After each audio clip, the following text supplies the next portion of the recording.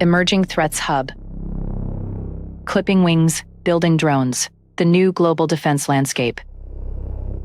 One of the most critical battles shaping our world aren't being fought with missiles, but with microchips, production lines, and political memoirs. This week on Emerging Threats Hub, we move beyond the daily headlines to dissect the underlying mechanics of global power. It's a world where an orchestra's discipline can be a strategic advantage, where a nation's inability to build a fighter jet can define a war, and where the ghost of World War II sabotage manuals still echoes in modern cyber operations. We'll begin with a startling admission from a former NATO chief that forces us to rethink the alliance's very DNA. Then, we'll dive deep into a new report that reveals exactly how sanctions are, quote, clipping Russia's wings. We will also explore the dawn of a new era at sea, as autonomous vessels achieve a terrifying and brilliant new form of collaboration. Finally, we'll round up critical developments from the South China Sea to the heart of South America. I'm your host, Sébastien, and this is Emerging Threats Hub. The Conductor's Baton. First, let's turn to Brussels, where a new memoir from former NATO Secretary General Jens Stoltenberg is sending shockwaves through foreign policy circles. In it, he makes a claim that is both obvious and profoundly revealing.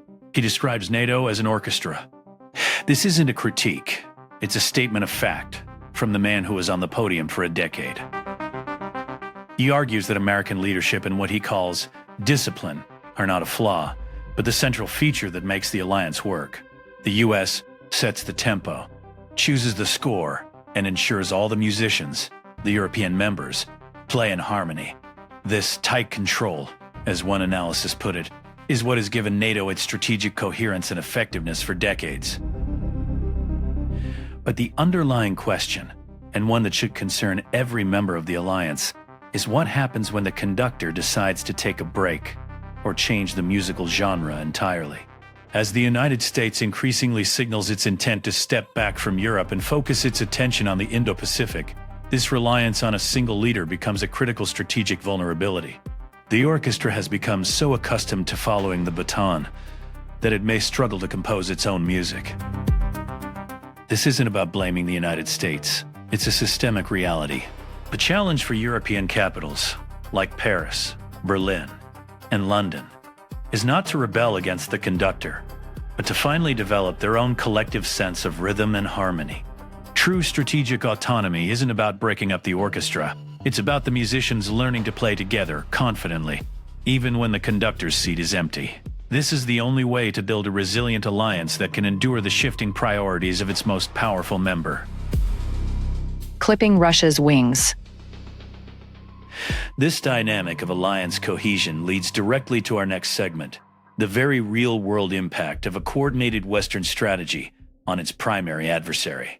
A new and deeply detailed paper from the Royal United Services Institute, or RUSI, provides a forensic analysis of Russia's war machine, with a specific focus on its air force. The title, Vulnerabilities in Sukhoi Production, Clipping Russia's Wings, says it all.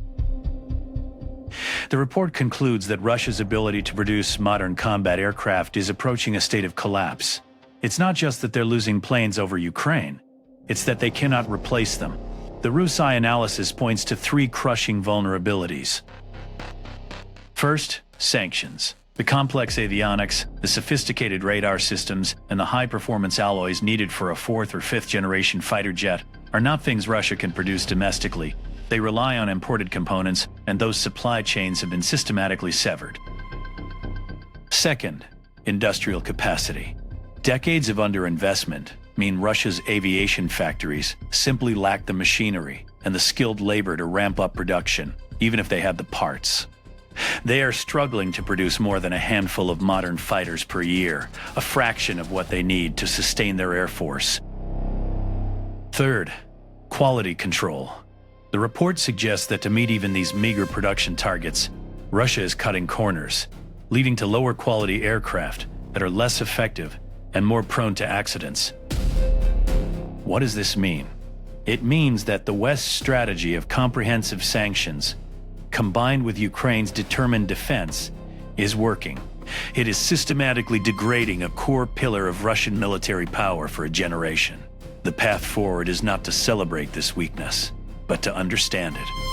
It informs the kind of support that is most critical for Ukraine, primarily robust and layered air defense systems that can exploit Russia's inability to project air power, and long-range precision weapons that can strike at the very industrial sites that are struggling to stay afloat. This is a long war of attrition, and in the skies, Russia is losing. The autonomous future is here. Now, let's shift from the industrial age of warfare to its imminent future. The headlines are filled with discussions of artificial intelligence, but a recent development at sea signals a paradigm shift that is happening right now. A U.S. company, HII, in partnership with Shield AI, announced that its Romulus 20 unmanned surface vessel, or USV, achieved a major dual autonomy milestone.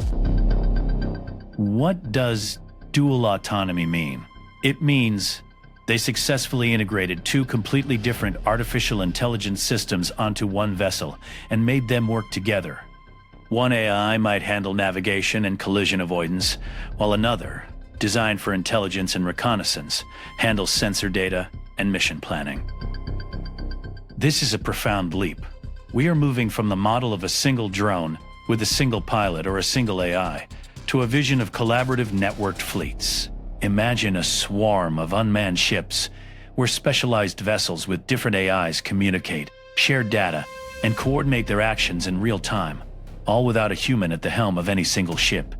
This is the difference between sending one soldier into a field versus deploying a fully integrated and adaptive fire team. The implications for naval combat and deterrence are immense. These fleets can perform dangerous missions like mine sweeping or anti-submarine warfare without risking human lives. They can provide persistent surveillance over vast ocean areas, but they also dramatically increase the risk of accidental escalation. An algorithm misinterpreting a radar signal could initiate a chain reaction faster than any human could intervene. The solution here isn't to stop the technology, but to build the guardrails now. The international community needs to develop rules of the road for autonomous maritime systems, establishing clear protocols for communication, deconfliction, and most importantly, a universal understanding that a human must always retain final command authority over the use of lethal force. The age of autonomous warships is no longer coming. It is here. Flashpoints and forgeries. Finally, let's touch on several other critical developments that illustrate the breadth of the threats we're tracking. In the South China Sea, the Philippine Marine Corps has officially activated its first shore-based unit, armed with BrahMos supersonic anti-ship missiles. This is a significant development. Acquired from India, these missiles give the Philippines a powerful asymmetric defensive capability. They cannot win a fleet-on-fleet battle with China, but they can make any naval blockade or amphibious assault near their shores prohibitively costly and risky. It's a clear signal that smaller nations are arming themselves to raise the stakes for any potential aggressor. Next, in Europe, we saw a quiet but important demonstration of practical alliance cooperation. The United Kingdom, France, and Germany have all pledged to boost Belgium's defenses against the growing threat of drone swarms. This isn't about a high-level treaty. It's about transferring technology and expertise to defend a key NATO headquarters. It shows the alliance is adapting to the low-cost, high-impact threats of the modern battlefield. And finally, a deeply troubling analysis highlights the situation in Venezuela, where the government is allegedly fused with a vast criminal enterprise known as the Cártel de los Soles, or the Cartel of the Suns. This isn't just a government that tolerates crime. It's a narco-terrorist model, where the state itself is a criminal organization. This hybrid threat blurs all lines between crime, insurgency, and state power, destabilizing the region and requiring a response that blends law enforcement, targeted sanctions, and unwavering support for democratic institutions. It is a stark reminder that the most potent threats are not always conventional armies. So, what is the thread that connects all these stories? From the conductor's firm hand over the NATO orchestra, to the clipped wings of Russia's Air Force, to the dawn of autonomous fleets at sea. It is the multidimensional nature of power and conflict in the 21st century. Victory is no longer won solely by who has the most tanks or soldiers. It is determined by who has the more resilient supply chains, the more innovative partnerships, the more adaptable technologies, and the more coherent doctrine. Understanding these systems, in all their complexity, is the first step toward managing them. Our goal here is not to predict doom, but to identify pressure points and opportunities for de-escalation. It is about finding the pathways that lead not to perpetual conflict, but toward a more stable and just peace. That's all for this episode of Emerging Threats Hub. Thank you for listening. This